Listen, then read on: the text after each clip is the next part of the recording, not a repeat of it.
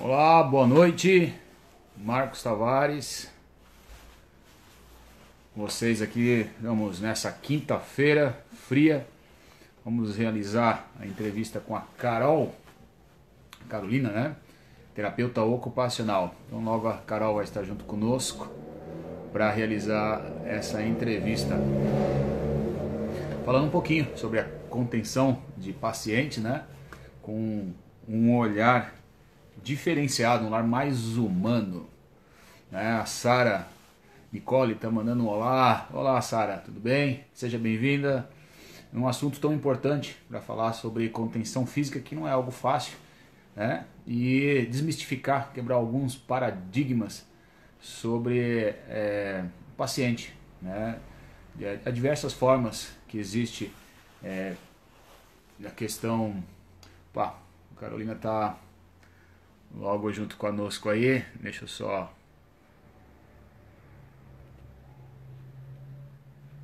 Carolina. Ver se ela já atende a gente aí. Deixa eu ver se ela já está conosco. Carolina Mafra. Oi. Boa noite, tudo bem? Boa noite, tudo bem? Tá me ouvindo bem aí? Eu tô, e você? Ótimo, tô ouvindo muito bem aí. O pessoal já estava Ah, perguntando, pô, vai começar ou não, né? A gente começou ah, em cima da hora aí, mas é para pontualidade aproveitar, distante. aproveitar o máximo de tempo possível, né? Porque no Instagram a gente tem uma hora aí para conversar. Quando chegar perto aí, deixa eu já marcar no relógio aqui, quando chegar perto de uma hora, já vou dar um despedido pessoal e tal, porque quando ele avisa, ele só tem 28 segundos. 28, 27, 6, aí eu vou dizer, Carol, finaliza aí, fica contigo, Ah, tá? uhum. Beleza. Bem, pessoal, pode falar, Carol. Não, beleza, eu É, disse beleza.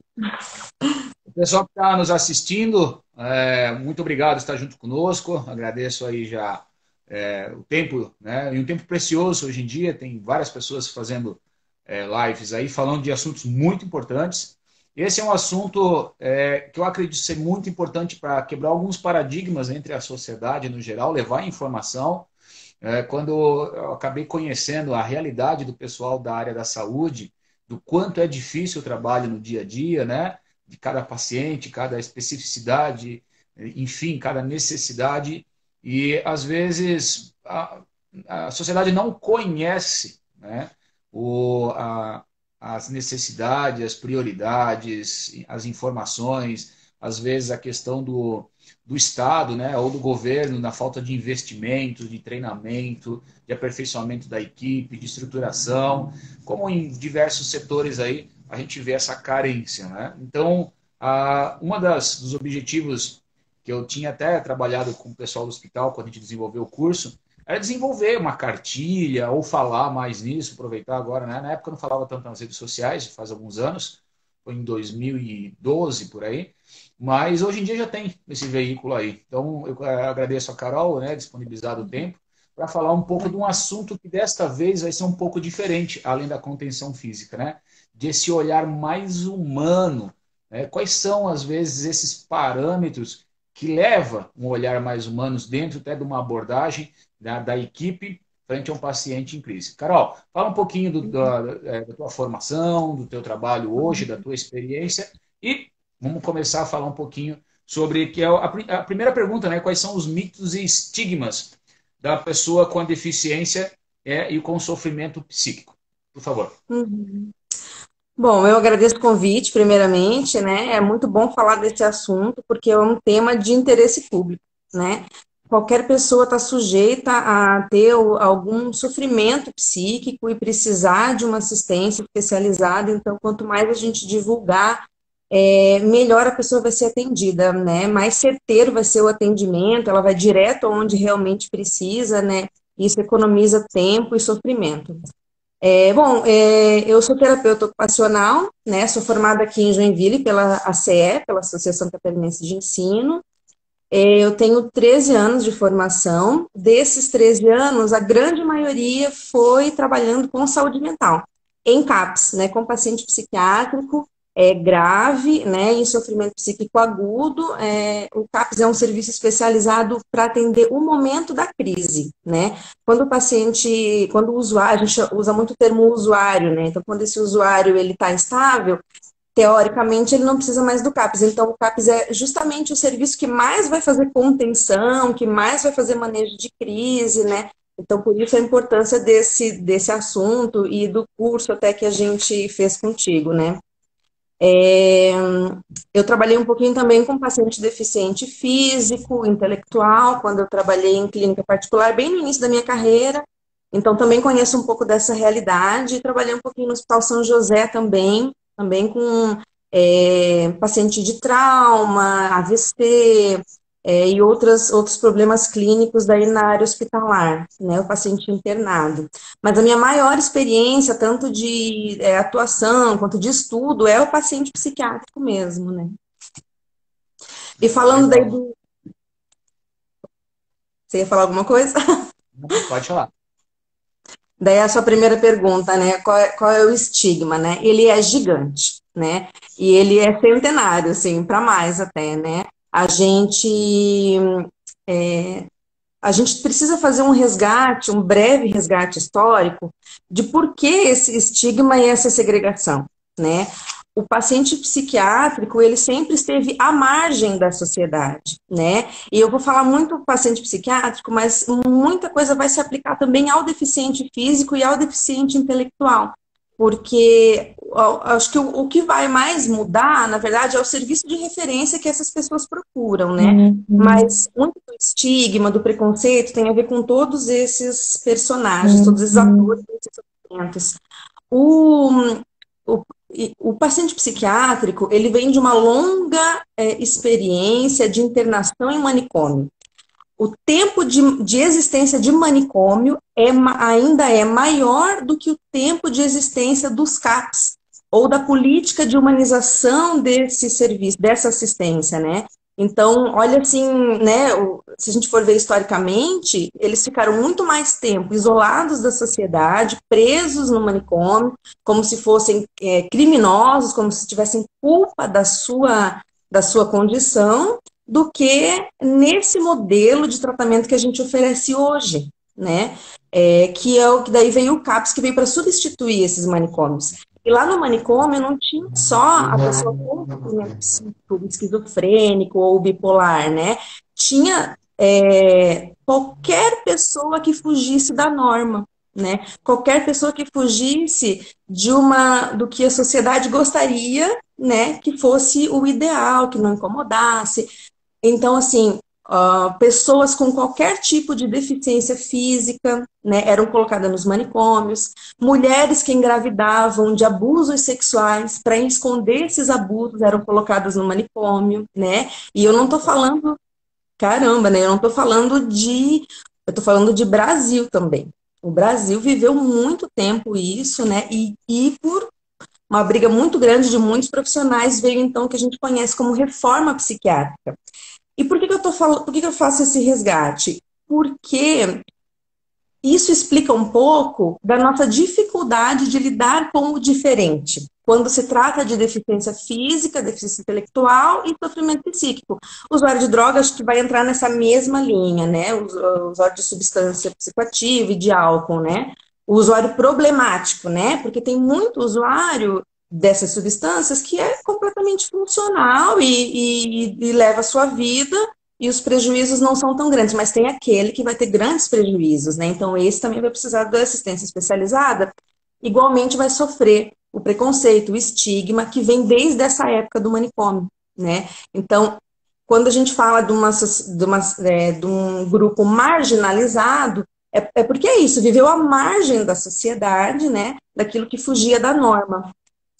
Então, é muito comum a gente ver como eles eram colocados num lugar, como se fosse uma cadeia, né, uma prisão, para ser escondido, para ser maltratado, não é incomum hoje a gente ver a reprodução desse comportamento na sociedade, porque foi isso que isso foi institucionalizado por muitos anos, né? O som está retroalimentando, será que é o meu aqui? Vou baixar um pouquinho meu volume. Eu estou me ouvindo, eu acho. Tá, né? agora acho que vai ficar bom. Então, aí por isso que a gente ouve muito, ele tá assim porque ele quer, tem que, logo que entra em crise já tem que internar, já tem que tirar, é perigoso para a sociedade, né? Então, é por isso que a gente ouve muito, muito dessas afirmações equivocadas, né, carregadas de preconceito, porque tem esse histórico de longa permanência. Uhum. Até aqui a Ana Giacomini, né, fez uma colocação. É uma luta para que o antigo modelo não retorne, e fique, quem sabe, maior.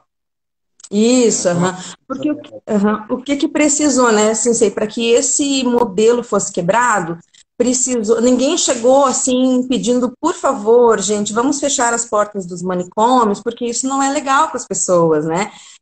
Foi feito, pessoas morreram por conta dessa situação, assim, profissionais que estavam brigando por essa luta, perderam a vida, e pacientes, e foi com o pé na porta mesmo dos manicômios que a gente conseguiu romper com isso. Quando a Ana trabalha comigo, né? Quando a Ana diz esse antigo modelo, o medo desse antigo modelo retornar, parece um pouco paranoico, assim, mas não é, né?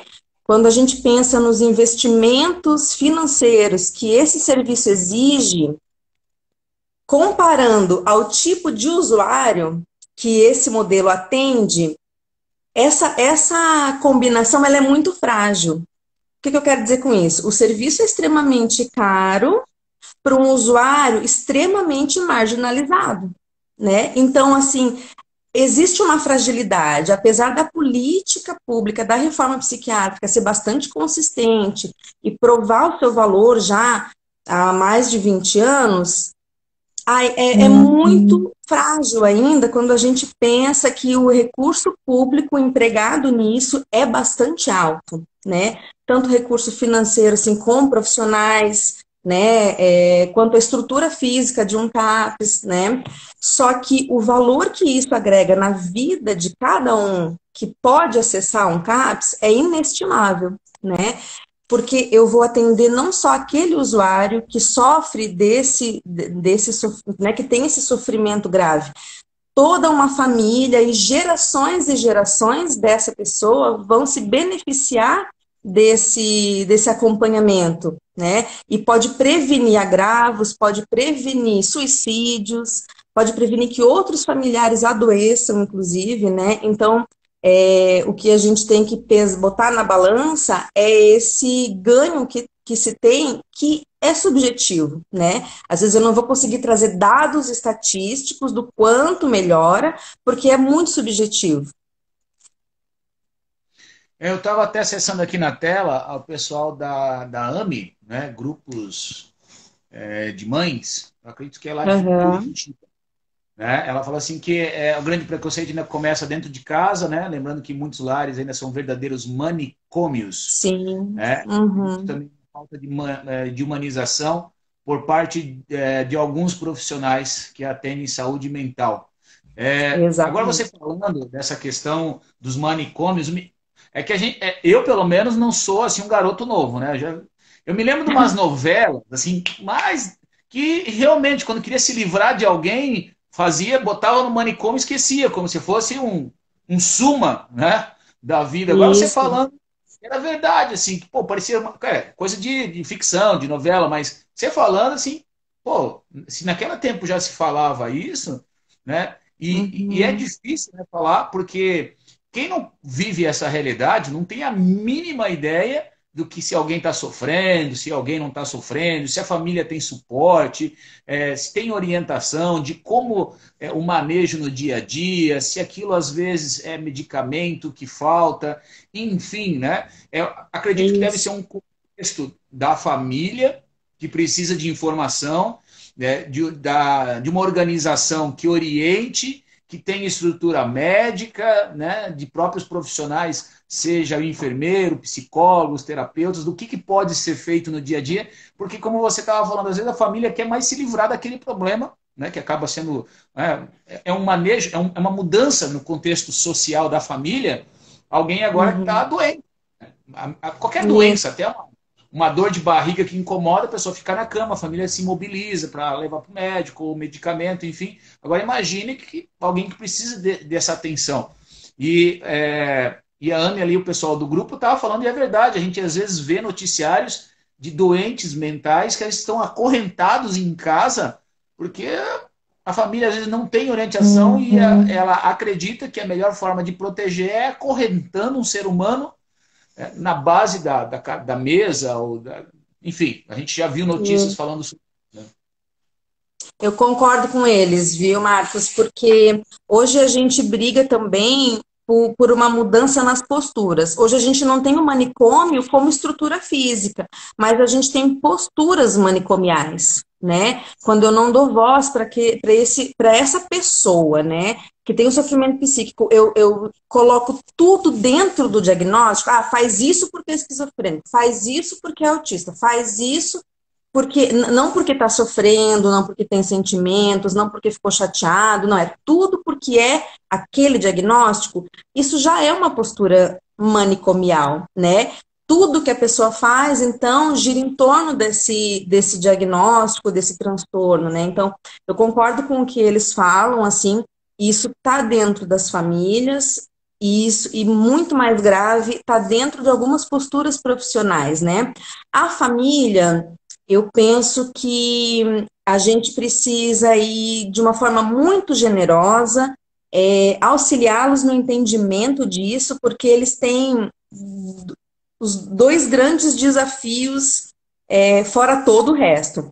O primeiro desafio é lidar com essa pessoa diariamente, 24 horas por dia, 7 dias na semana, por muitos anos, né? Porque daí vamos falar mais especificamente daquilo que é crônico, que, que é mais grave, né? Mas é 24 horas lidando com essa pessoa, e isso gera um estresse, né? Gera conflitos familiares, traz um monte de outros problemas, né? Geralmente vem carregado de problemas sociais também, né? Não só emocionais, não só psicológicos, mas sociais também, infelizmente, né? Mas quando a gente fala de profissionais, aí é muito grave, né? E é verdade, São assim, né? pessoas que deveriam dar suporte, né? Uhum, Sentir essa dificuldade, com certeza, não é o meu trabalho, né? Esse uhum, atendimento dia a dia, né? Assim, ouvindo diversos profissionais, desde psicólogos, médicos, nessas entrevistas que a gente tem realizando, entendendo o dia a dia de cada um, a gente acaba compreendendo que tem tantas coisas para nós evoluirmos de uma forma geral, desconstruir certos padrões para reconstruir. Vai precisar do apoio de muita gente, né? O apoio de pessoas que pensam dessa forma, né? uhum, Desse lado mais humanos realmente, porque a gente às vezes para pensar, vamos dizer, alguém que vive à margem da sociedade. Mas por que vive à margem? Não é simplesmente rotular e tomar uma decisão em cima daquilo. Às vezes é uma pessoa que precisa, na realidade, a humanidade, mais de apoio do que julgamento. Né? A gente acaba julgando e executando e traçando quase que uma condenação. E o paciente, às vezes, é bem isso que você estava falando, né? Se condena muito, estereotipa o padrão dele e aquilo ali. Não vai tentar entender assim, poxa, mas será que essa pessoa realmente, o que ela está sentindo? E às vezes ouvi-la, uhum, ela precisa, né? Um lado mais humano. uhum. E isso é um dos estigmas também, sabe, Sensei? Por exemplo, assim, né? Não é porque uma pessoa tem episódios delirantes, momentos em que ela rompe com a realidade, que sempre é assim. Então, às vezes, por ela ter esse diagnóstico, né, diversos diagnósticos, aí vamos colocar aí junto também o usuário problemático de álcool e outras drogas, o autista, o deficiente intelectual, aí tudo é invalidado por conta do diagnóstico, né? Os sofrimentos, os desejos acabam sendo invalidados tanto por familiares, né? Quanto por profissionais da saúde que também eu sempre falo assim, né? Eu acho difícil que alguém saia de casa para dar o seu pior, né? Acho que as pessoas saem de casa para dar o seu melhor ou para fazer o que podem, né? Só que nessa de fazer só o que eu posso naquele momento, às vezes acontece, né? Da gente errar na mão e acabar não tratando aquela pessoa com qualidade. E o desconhecimento também das características de cada transtorno mental, né? Então, alguns profissionais vão acabar invalidando a fala de alguns usuários por conta desse estigma, né? Ah, mas ele faz isso porque é esquizofrênico. Ah, ele faz isso, né? De novo, porque é usuário de droga. Não porque está sofrendo, não porque acabou de viver uma violência, né? Porque teve seus direitos violados, né? Então, tudo isso é importante a gente considerar. Não significa muito do que a gente usa no manejo diário com paciente crônico, tá? Esquizofrênico crônico, assim, que às vezes numa conversa não vai juntar duas frases, assim. Dentro desse conteúdo que ele está trazendo, tem coisas da rotina dele, da realidade dele. Então, eu preciso estar atenta, né, ao que ele está me falando, por mais confuso que seja, por mais diferente que seja daquilo que eu estou habituada a ouvir, eu preciso estar atenta, porque dentro desse conteúdo todo bagunçado, todo desorganizado, desconexo, delirante, tem conteúdos de sofrimento, né? Ele vai trazer ali coisas para o profissional trabalhar, né? E eu não estou falando só do profissional do CABS, estou falando do profissional que atende lá no pronto-socorro, né? Muitas vezes chega pacientes lá para o CABS, né, se queixando que, né, numa tentativa de suicídio, foi maltratado pela equipe, né? Ah, porque tanta gente querendo viver, você quer morrer, né? Mas e aí, eu não sei o que essa pessoa está vivendo, né? Eu não sei como é que ela chegou nesse ponto. Eu posso achar estranho isso? Posso, é meu direito, mas eu não posso verbalizar, eu não posso hostilizar, eu não posso tomar uma conduta diferente, menos humanizada, menos cautelosa, pelas coisas que eu acho, né? É, assim, Carol, assim, o que você está falando, por coincidência, dentro da minha família, né, eu tive duas situações que me fizeram sair da minha zona de conforto e realmente ter uma postura para fazer algo, né? Então, assim, o meu pai, de certa forma, ele é um paciente psiquiátrico, tá? Então, ele toma Uhum. medicamento, eu acompanho ele, não é agressivo nenhumas vezes, mas quando ele não toma medicamento, ele tem um comportamento, às vezes, agressivo, Diferente. assim, fica um pouco alterado. Ele sempre foi meio Uhum. difícil de lidar, assim, ele é meio teimosão e tal, mas... E outra situação, né, que eu faço um trabalho de orientação e de ensinar alguma técnica, de violência contra a mulher. Porque, infelizmente, na minha infância, meu pai era alcoólatra e batia na família toda. Então, Que pena. e aí eu fui fazer diversos trabalhos sociais para entender um pouco a sociedade, né? Dentro da área da saúde, dentro da área de segurança, dentro de trabalhos sociais com crianças carentes, porque é bem isso que você falou, assim, as pessoas, por falta de conhecimento, e eu não julgo elas, porque a gente às vezes está na nossa zona de conforto, dentro da nossa bolha, e a gente traça opiniões dentro daquilo que a gente conhece, né? Mas a Isso. realidade de muita gente é muito diferente. Então, as pessoas que realmente querem traçar uma opinião, aprofundem-se um pouco mais para entender, porque às vezes, em vez de você falar, você vai agir, vai fazer algo para ajudar aquelas pessoas que agora têm um perfil que você queria julgá-las. Né? Eu digo ajudá-las, às vezes você pode ajudar com coisas muito simples, umas ações, né? De, por exemplo, levar informação, começar a postar informações sobre a Uhum. dificuldade, orientação. Então, até a Sara me estava escrevendo aqui, eu estava olhando aqui as mensagens, aqui é da AMI, que ela estava falando a mensagem lá, e dentro disso, ela comentou que atende online até mais de 1.000 pessoas, se não me engano é com esquizofrenia. Convido até, abro a possibilidade para a Sara, vou entrar em contato contigo, Sara, para a gente, quem sabe, fazer uma entrevista e você falar, né, um pouquinho desse teu trabalho aí e dos pacientes com esquizofrenia. Se eu não me engano, é isso daí.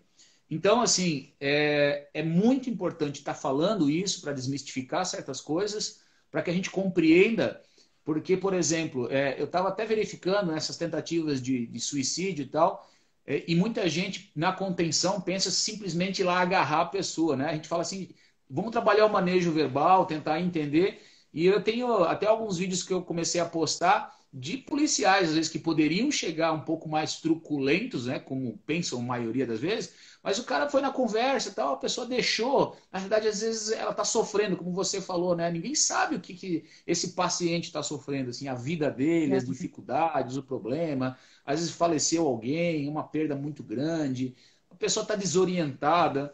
Então são coisas, às vezes, muito simples que esse veículo que hoje a gente está fazendo uma transmissão, né, de informações, muitas pessoas estão dependentes deles, né? E essa alienação de informação, toda vez que toca um barulhinho, tem que olhar o WhatsApp ou qualquer outro aplicativo, está nos levando a um estresse psicológico grande. Tem um estudo da ONU que fala que eles acreditam que até 2030, mais ou menos daqui a 10 anos, 90% da sociedade sofreu ou sofrerá de algum transtorno mental. Gente, 90% é totalidade. Quase todo mundo vai ter transtorno bipolar, ansiedade, depressão, enfim. É assustador parar para pensar nisso. Né? 90% preocupante. doente, e aí, quem vai cuidar? Né? Quem vai Se vai estar ajudar? 90% Então, nós doente, né? precisamos pensar na saúde mental, né? Anteceder, antes que aconteça, claro, o que se pode se fazer isso, porque tem muita gente, né? Eu, semana passada, agora, quarta-feira, perdi um amigo que suicidou-se por depressão. Um amigo meu, assim, que de muitos anos eu não via ele, mas estava com uma depressão muito forte e tirou a própria vida. Então, assim, é triste a gente ver pessoas que realmente necessitam, infelizmente, por falta de conhecimento, se criando alguns estereotipos, né? E julgamento desses comportamentos aí. Bem, deixa eu aproveitar para ti já emendar a segunda pergunta. A agressividade do paciente em crise está relacionado com o seu histórico? Bom, a agressividade, ela é, em geral, do ser humano, né? Todo ser humano está sujeito a responder de forma agressiva a uma situação extrema, de estresse, de vulnerabilidade, de risco iminente, de ser agredido também, né?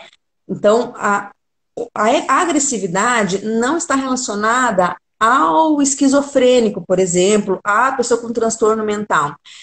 O que muitas vezes acontece é uma dificuldade de compreensão dessa pessoa, de olhar a cena em que está acontecendo de forma realista, né? Muitas vezes, vamos falar nos exemplos que eu acho que facilita, né? Que nem você falou assim, às vezes a abordagem é agressiva, né? A abordagem policial é agressiva na tentativa de cuidar daquela pessoa, na tentativa de conter aquela pessoa para levar para uma internação, para medicar, a abordagem fica agressiva, por falta de técnica, de conhecimento, né? Às vezes essa pessoa já passou por diversas situações dessa, já foi diversas vezes contida de forma agressiva, que machucou. Então, quando ela percebe, porque como eu te falei antes, não é porque ela está psicótica, porque ela está delirante, que ela não tem que ela não vai perceber o nosso comportamento profissional, né? Então, assim, se ela já vivenciou diversas internações e que foram traumáticas, quando ela percebe que está se armando ali uma situação de contenção, ela pode reagir de forma violenta, né? É instinto primitivo, ela vai tentar se proteger, né? E daí eu digo que o esquizofrênico é violento, ele está reagindo, né? E ele não tem outra ferramenta emocional para lidar com aquilo, né? Porque especialmente o esquizofrênico, ele vai ter uma limitação de ferramentas internas próprias para lidar com situações estressantes.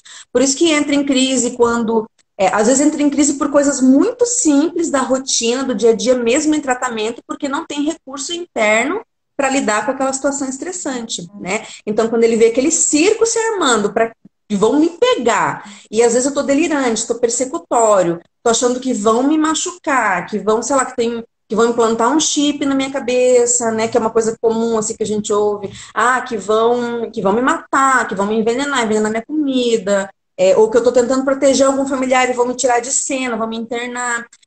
Eu vou reagir a isso, porque quando ele está vivendo isso, é muito real, né? É muito forte essa realidade para ele, né? Então, essas são situações que a gente faz essa leitura de violência, mas na verdade são situações reativas, né? Não existe uma violência pura, assim, e quando existe, ela está ligada ao ser humano, assim, a características individuais, assim, não exatamente ao diagnóstico, né? Às vezes uma agitação psicomotora pode ser encarada como uma agressividade, né? Às vezes a pessoa está num delírio persecutório com alguém, a pessoa acha né, que vai ser agredida por determinada pessoa, então ela pode reagir para cima dessa pessoa, entende? Então não é uma característica pura, assim, todo paciente de saúde mental é violento, né? Ele pode estar vivendo sob forte estresse, tanto da vida mesmo cotidiana, pode estar acontecendo alguma coisa ali no âmbito familiar, profissional, e ele vai reagir de uma forma, às vezes até exagerada por conta disso, mas não necessariamente isso vai se aplicar a todos, entende? Isso é também um certo estigma, um certo preconceito, né? Achar que todos eles são violentos. Você explicando, Carol, assim, eu estava refletindo algumas falas suas, até a Josiane colocou aqui a postagem, assim, que uma das dificuldades agora nessa época de pandemia, muitos serviços foram cortados, né? E de atendimento, assim, isso leva de uma certa forma uma dificuldade no atendimento, os pacientes acabam assim entrando mais em crises. Eu digo porque eu participo de um grupo de autismo aqui em Joinville, né? E a gente vê a necessidade, às vezes, que, né, o autista tem de certos estímulos, sejam da dentro da psicologia, da terapia ocupacional, aquilo que para eles tem que ser, né, tá sempre, Rotina, né? vamos dizer assim, marcado, né, aquelas atividades. E quando sai desse ritmo, eles começam a ficar um pouco agitados, dependendo de cada caso ou não. Assim.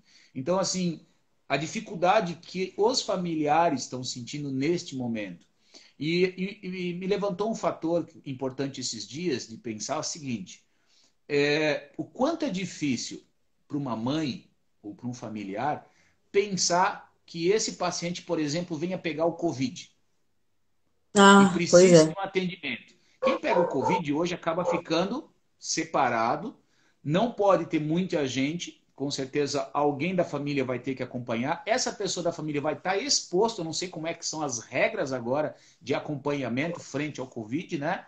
De ficar lá. Mas imagine o grau de dificuldade, e aí eu não vou entrar nesse assunto agora, mas que é amplo, das pessoas às vezes que não são Uhum. empáticas em se cuidar nessa época de pandemia, porque tem muitos familiares que estão sofrendo com medo que se o familiar, que é um paciente, pegar isso, como é que vai fazer, gente? Se já está difícil o atendimento, né? Olhar esse lado É muito humano. difícil. Então, quando eu vejo pessoas, por exemplo, que estão nem aí para cuidados básicos de transmissão, eu falei, gente, se coloca na vida de pessoas que estão em risco ou que têm algum familiar em risco. Isso é empatia, assim, Uhum. puxa, uma coisa tão simples, mas assim, aí a gente começa a ver a magnitude do ser humano, como nós somos imperfeitos e primitivos numa forma de pensar e de pensar no todo na sociedade, né? Então eu olho assim, Uhum. a minha família está bem sustentada, está embaixo de um teto, está todo mundo quentinho, bem alimentado, Tá então, tudo bem. é, Uhum. poxa, assim, é um trabalho, eu digo que deveria ser mais divulgado o trabalho dos profissionais da área da saúde, diversos profissionais, que doam a sua vida com amor. É claro que sempre vai ter um profissional ou outro que é capaz, às vezes, de errar, e isso é humano. Né? Alguns, às vezes, falta também esse ponto mais sensibilizar com alguns pacientes. Mas tem tanto trabalho bonito de gente que se doa, que realmente está dando lá o seu tempo, a sua existência na vida humana, em prol de outras pessoas. Né? E que estão no anonimato. Não que mereçam medalhas, mas o respeito. Né? O Uhum. respeito, assim. Porque quando eu falo da contenção física, né, não é para ser fazendo contenção física em todo mundo. A contenção física deveria ser a última coisa a ser pensada. Na realidade, não O deveria último existir. recurso. Como eu falo assim, ó, não deveria existir essas questões, né? Mas, infelizmente, em últimos casos, pode ser que isso, naquele momento, foi a última ferramenta ou a última técnica ou a última situação a ser feita. Não houve mais situações porque a vida desse paciente estava em risco ou de outras pessoas. E que eu falo assim, treine o manejo verbal, treine em falar. Então, as pessoas que já têm dificuldade de realizar um diálogo, uma conversa em grupo, pelo amor de Deus, fala, abre a boca. Porque se você não consegue conversar com as pessoas, como é que você vai conversar com o paciente? Não tem como. Tem que treinar. É um Então, assim, exercício. é importante e aí a gente começa a conscientizar que isso quem ama, quem ama cuida, quem ama quer o bem, quem ama quer ajudar, quem ama quer fazer algo positivo. Então, a gente parar para pensar dentro desse ponto é conscientizar, né, os profissionais sobre essa necessidade, sobre os cuidados, né, desconstruir essa ideia do manicômio em ponto de comportamento, né? E isso a gente começa a ver que é um trabalho de formiguinha, um trabalho que vai se falando. Imagina, a Sara estava falando aí, pô, 1.000 atendimentos ela realiza pela internet. Quantas pessoas ela está impactando na vida dessas pessoas, né? Uhum, Não recebe nada por isso, às uhum. vezes está lá fazendo um trabalho, se doando muito mais. A gente conhece a Vânia aqui em Joinville, né? Do autismo em É. Joinville, quanto que ela se doa pro autismo. E ela briga forte quando alguém fala alguma coisa. Até esses dias usaram o autismo aí numa publicação, ela ficou irada. E claro, poxa, Uhum, né? É o filho dela é uhum, assim, ela vê muitas mães passando por essa dificuldade e algumas uhum, pessoas usando, às vezes, uma doença como uma forma de chacota, de tirar uma onda e fica, puxa, é uhum. uma falta de desrespeito. Né? Mas, É. enfim, precisamos falar e eu acredito que é um meio de a gente falar, entrevistar pessoas. Esse material depois a gente vai deixar gravado lá no IGTV para as outras pessoas poderem assistir, quem não conseguiu assistir agora. A gente coloca Uhum, no YouTube, no nosso canal lá, Contenção de Pacientes, para começar a falar mais disso daí, desmistificar, trazer uma ação mais humana, às vezes um olhar diferenciado que vai agregar, porque tem de profissionais que vê de uma forma, mas as mentes vê diversas formas diferentes e essas formas diferentes constroem uma coisa cada vez maior. Então, se nós é, trabalharmos dentro desse propósito, puxa, vai ser muito legal isso daí, a gente construir isso, é. né? E alguém tem que, né? A gente Uhum, tem que mexer. Pô, se tem essa ferramenta internet, pelo amor de Deus, pô, uhum, vamos usar isso daí e vamos falar, uhum. né? Vamos Então, aproveitar, né? não é Usar só para o bem. legal, é importante, né, a gente fazer isso daí. Uhum, uhum. Tu queria falar alguma coisa, não? Não, eu disse que a gente devia usar para o bem, né? Aproveitar para usar para uma Ah, coisa produtiva, né? tá.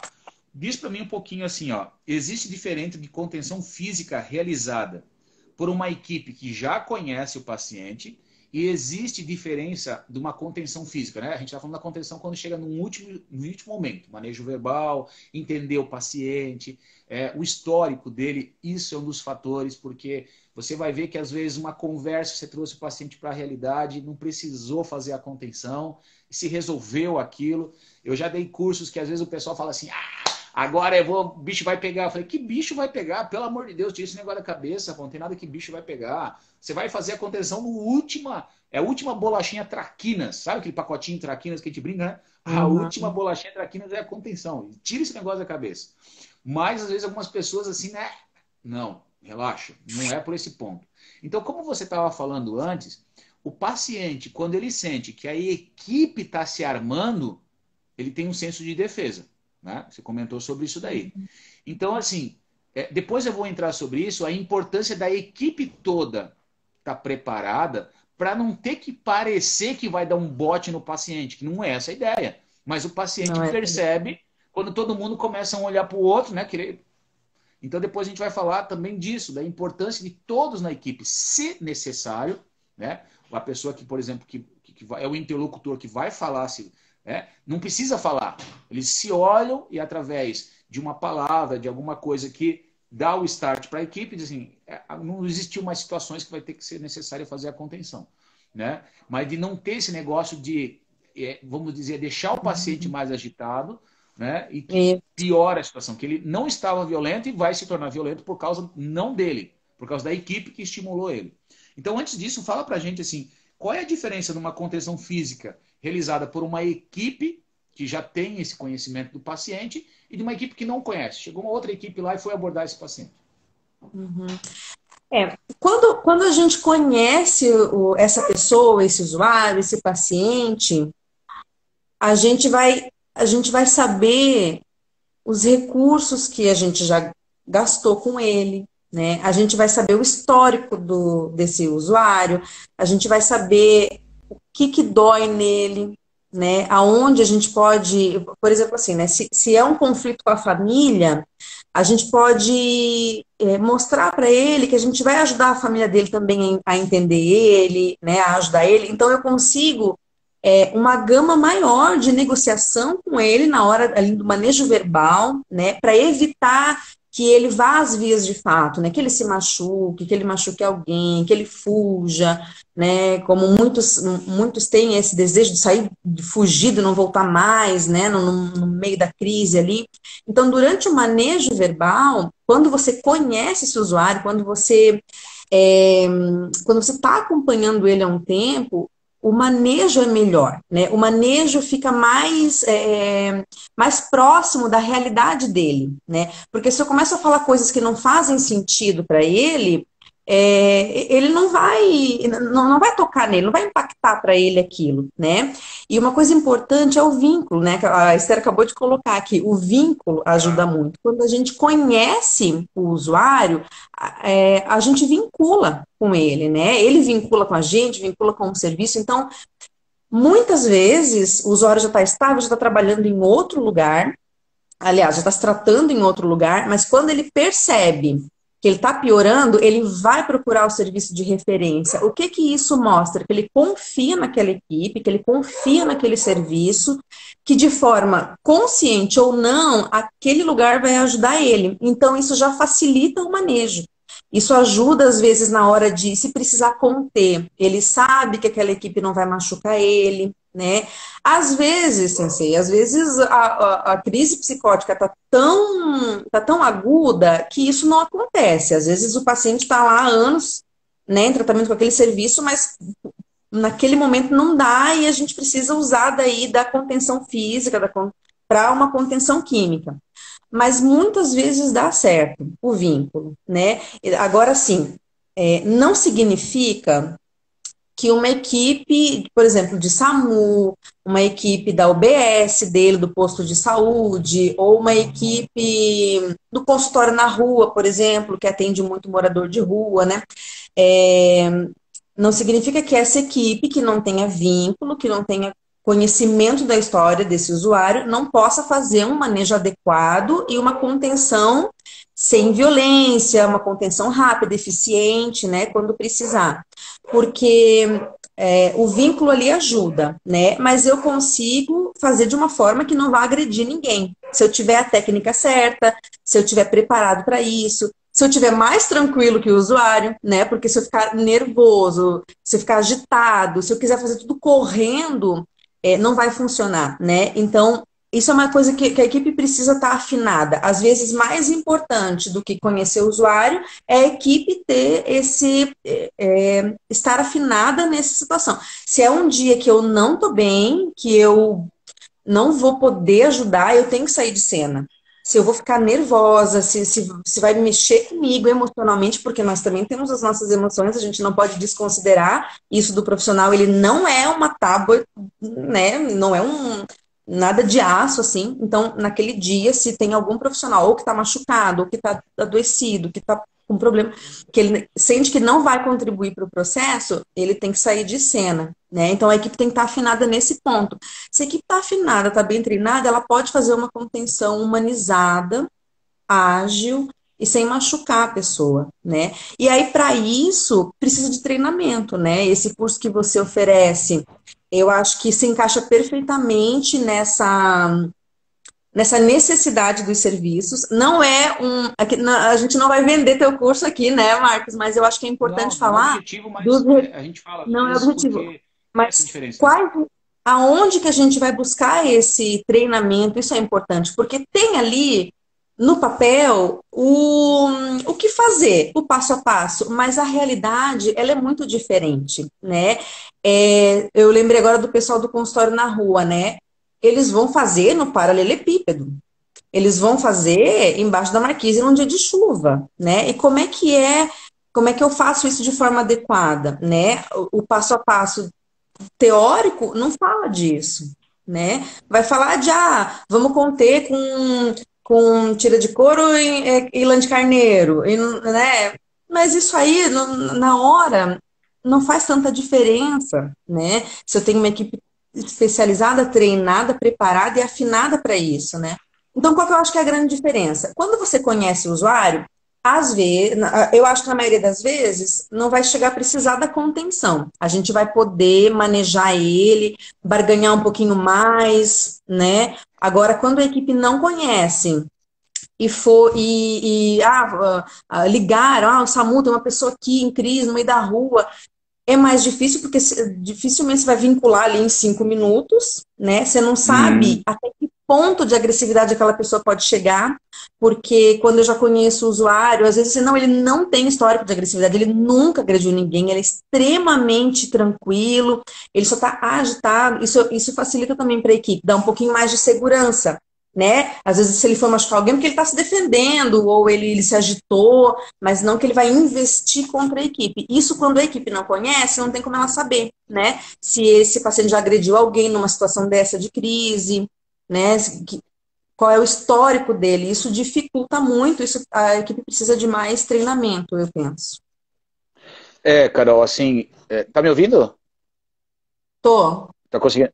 Eu botei o microfone que no meu celular, por eu estar mexendo aqui para ver as mensagens, eu não estava te ouvindo, o meu som ficou baixo, aí eu botei o fone só Tá. para te ouvir um pouco melhor.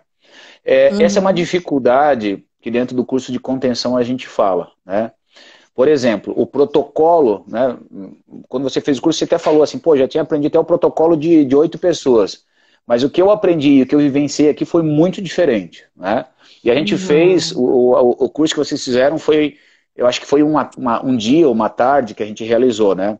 Quando eu Um realmente faço dia. esse curso um pouco mais completo, eu gosto de fazer vivências o mais próximos do real.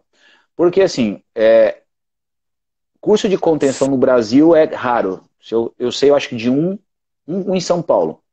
E quando eu soube dele, a gente estava lançando esse curso, foi em 2012. E a dificuldade de interagir com alguns profissionais, que a gente desenvolveu ali na ala psiquiátrica, foi entender principalmente o pessoal que trabalha em ambiente externo, que é socorrista, bombeiro, SAMU, e dependendo da região do Brasil, é muito diferente o atendimento. Então, por exemplo, lá em Aracaju, quando eu fui dar o curso, quem faz o atendimento é o bombeiro. É o bombeiro. O SAMU chega. Se o paciente está agitado, chama o pessoal do bombeiro. Se o paciente tiver alguma arma, chama a polícia. Eu falo assim, mas como é que vai fazer se o paciente realmente precisar? Quanto tempo demora todo esse pessoal para chegar? Então, às vezes, se necessário, tem que fazer. É importante lembrar que o nosso protocolo, a gente embasa em cima do que o Conselho Federal de Medicina fala e de enfermagem. São 5 pessoas, certo? Mas entendemos que não é a realidade.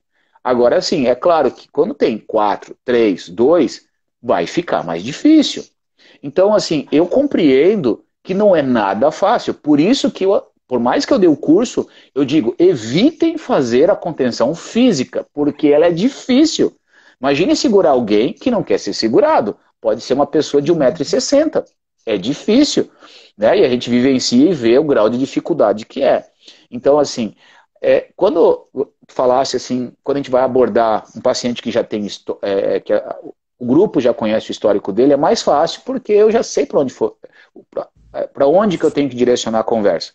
E o Dr. Marlon, do hospital aqui, ele falou assim, depois que a equipe dele fez o curso, diminuiu a contenção física em 80%.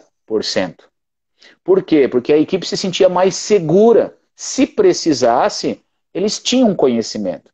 A grande dificuldade quando não se tem conhecimento é o medo. E aí você falou, se eu não me sinto preparado, e às vezes não tem escolha, você está na frente de uma situação e tem que fazer algo. E aí que eu digo o quanto é difícil, e até, se eu não me engano, foi a Josiane ou a Lilian que postou aqui, de políticas públicas. É necessário o desenvolvimento de políticas públicas, né, para que se venha a trabalhar desde estruturação, de organização, até a preparação de equipe. E detalhe, não é você fazer um curso, é você estar continuamente estar em treinamento, né, porque a gente faz aquilo que treina, aquilo que é no dia a dia. A gente não faz algo que a gente fez um curso. Eu tenho um curso que eu fiz há 10 anos de AutoCAD. Não sei nada, não faço isso. Então, é a realidade, a gente precisa estar treinando. E é um conhecimento, a contenção física, que às vezes eu nem preciso usar, ou anos sem usar, porque não é uma coisa corriqueira, só que quando é necessário, aí tu fala assim, nossa, eu precisava disso agora e não me veio em mente. E a importância da equipe, como você falou antes, porque assim, ó, se uma ou duas pessoas sabem e vão com cuidado, com amor, com manejo, e os demais que não sabem têm um comportamento diferenciado, desaba aquilo que aquela pessoa que está fazendo com todo o carinho, com todo o amor, tentando trazer a pessoa para a realidade, conversar, enfim. Por quê? Porque a equipe não está afiada, né? Juntos, estão trabalhando assim. Um entende o que tem que ser feito. Então, por exemplo, eu acredito ser muito importante todos da equipe conhecerem todos os procedimentos, o que cada vamos dizer, posição da abordagem faz. Quem vai pegar o braço, quem vai pegar no tronco, quem é o interlocutor. Por quê? Porque se o paciente, às vezes, eu fui abordar, só que ele já te conhece, em vez de conversar comigo, que eu sou interlocutor, escolhe você, você tem que saber fazer, não é verdade? Ele vai ficar, ele não, é o fala ator comigo. principal dessa história. Pois é. Então, todos eles têm que saber todas essas ações para que a gente possa fazer uma abordagem. Se ele quiser conversar com você, tudo bem, conversa com a Carol. A Carol conseguiu resolver. Né? Então é importante falar isso e, claro, né, essa questão de políticas públicas em quase tudo no nosso país é importante estar falando. No grupo que eu participo do Conselho aqui Municipal de Direito das Mulheres, também se fala muito em políticas públicas. Assim, ó, eu não tinha ideia. Isso é um outro assunto que, se um dia o pessoal quiser conversar, quando uma mulher é agredida, quando ela sai de casa, muita gente fala, mas por que a mulher vai lá e tira a queixa? Poxa, ela apanhou do marido e tirou a queixa, né? Algumas pessoas falam assim, tem que continuar apanhando, porque se tirou a queixa, as pessoas, infelizmente, não sabem a realidade do que ocorre. Às vezes, ela pensando nos filhos e não tem como sustentar, ela se submete a voltar para casa, apanhar de novo, quem sabe sofrer de novo, pensando na família. Né? Puxa, a gente é tão... que acontece igual acontece com o paciente psiquiátrico, né? Eu não conheço essa história, mas eu tenho certeza que se fosse comigo eu faria diferente, né? Eu aqui da minha posição confortável, privilegiada, eu julgo que faria diferente, né? Eu queria falar mais uma coisa, daí quando a equipe conhece o usuário, a importância da equipe que acompanha, né, o usuário, porque depois a crise, ela não é uma coisa isolada, né? Ela faz parte da vida da pessoa, né? Quando a pessoa tem um sofrimento psíquico crônico, aquilo faz parte da vida dela. Muitas vezes, mesmo fazendo o tratamento certinho, a pessoa vai entrar em crise de novo, né? E isso está um pouco fora do nosso controle, assim. Muitas coisas são evitadas ao longo do tratamento, mas, né, às vezes a pessoa não chega a entrar numa crise que precisa de uma internação, mas ela vai precisar, ela vai perceber que está entrando em crise, a equipe já entra com uma atenção mais especial, mais intensiva, e pode-se evitar uma coisa maior, né? Mas por que eu acho importante que essa pessoa sempre tenha uma equipe de referência? Mesmo que ela esteja estável, esteja se tratando no posto de saúde ou em outro lugar, é importante ter essa equipe de referência sempre à vista. Por quê? Depois de uma crise, é importante sentar com essa pessoa e conversar com ela, principalmente se foi feita uma contenção física, uma contenção química, uma situação mais que precisou de mais energia, assim, vamos dizer assim, né? Geralmente as pessoas não querem a internação. Muitos pacientes, eles, quando começam a entrar em crise, já sinalizam, eu não quero internar, então a gente faz de tudo para respeitar esse desejo, mas chega uma hora que a equipe, a família, os dispositivos de saúde se esgotam e essa pessoa está realmente em risco mesmo de morrer, né? Então a gente acaba tendo que internar.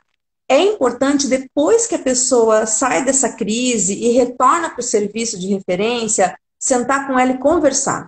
sobre aquele manejo que aconteceu, por que que aconteceu, se ela lembra da crise. Isso é importantíssimo, porque às vezes a pessoa não lembra, né? Então, isso, a contenção, ela não encerra ali, né? Ela vai além, né? Então, se eu tenho segurança de que eu fiz uma contenção adequada, eu vou sentir segurança também de sentar com a pessoa depois e conversar sobre aquilo, né? E levantar com ela os motivos pelo qual ela entrou em crise, se ela tem consciência disso ou não. É importante a gente ajudar ela a entrar em contato com essa realidade, né? Às vezes ela não tem noção do que deixa ela em crise, mas isso vai ajudar a evitar uma próxima crise, né? Então, se eu sento com essa pessoa, ela me ajuda, né? Ela que é protagonista dessa história, protagonista desse serviço, ela me ajuda a construir uma contenção humanizada, né? Se é disso que a gente quer, né? Se é isso que a gente quer construir, ela vai me dar esse feedback, vai dizer, olha, eu gostei que vocês conversaram comigo, eu gostei que, né, que era a equipe que sempre me ajudou. Ou então ela pode dizer assim, não, eu não gostei que me colocaram no chão, eu não gostei que, sei lá, a pessoa vai nos ajudar a construir. Isso que faz parte, infelizmente, né? Porque não é fácil. As famílias vêm muito demandantes. Faz alguma coisa interna, por favor, não aguento mais, está em crise, está batendo todo mundo, tá quebrando tudo em casa. Na hora da contenção, a família se desespera, porque não é bonito de ver realmente, mesmo quando a gente precisa muito mesmo quando a gente consegue fazer uma contenção adequada, num local adequado, é muito triste para a família vivenciar aquilo. Aquela família que chegou muito ansiosa por esse momento, pelo momento da internação, ela se desespera e às vezes até quer voltar atrás, né?